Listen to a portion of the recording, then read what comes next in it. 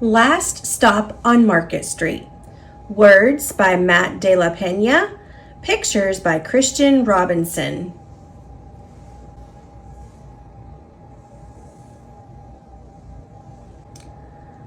CJ pushed through the church doors, skipped down the steps.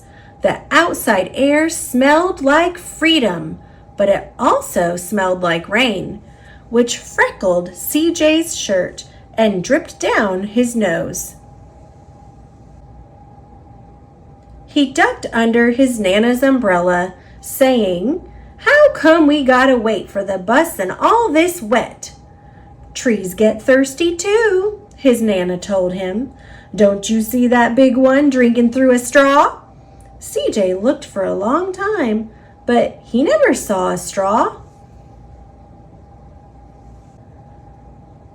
From the bus stop, he watched water pool on flower petals, watched rain patter against the windshield of a nearby car. His friend Kobe climbed in, gave CJ a wave, and drove off with his dad. "Nana, how come we don't got a car?" "Boy, what do we need a car for? We got a bus that breathes fire, and old Mr. Dennis, who always has a trick for you." The bus creaked to a stop in front of them. It sighed and sagged, and the doors swung open. "What's that I see?" Mr. Dennis asked. He pulled a coin from behind CJ's ear, placed it in his palm. Nana laughed her deep laugh and pushed CJ along. They sat right up front. The man across the way was tuning a guitar. An old woman with curlers had butterflies in a jar. Nana gave everyone a great big smile and a good afternoon. She made sure CJ did the same. The bus lurched forward and stopped, lurched forward and stopped. Nana hummed as she knit. "How come we always gotta go here after church?" CJ said. "Miguel and Kobe never have to go nowhere." "I feel sorry for those boys," she told him. "They'll never get a chance to meet Bobo or the sunglass man. And I hear Trixie got herself a brand new hat." CJ stared out the window, feeling sorry for himself.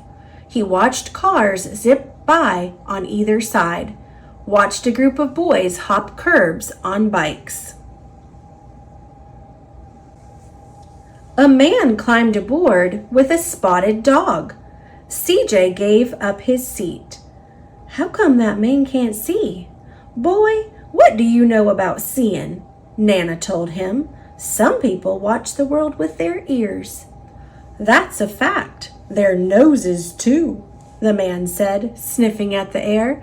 "That's a mighty fine perfume you're wearing today, ma'am." Nana squeezed the man's hand and laughed her deep laugh. Two older boys got on next. CJ watched as they moved on by and stood in back. "Sure wish I had one of those," he said. Nana set down her knitting. "What for? You got the real live thing sitting across from you. Why don't you ask that man if he'll play us a song?" CJ didn't have to.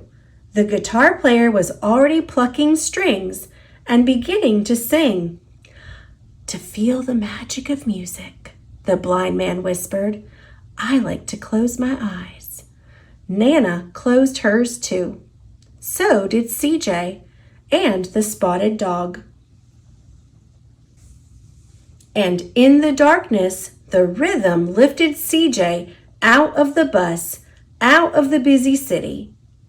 He saw sunset colors swirling over crashing waves, saw a family of hawks slicing through the sky, saw the old woman's butterflies dancing free in the light of the moon.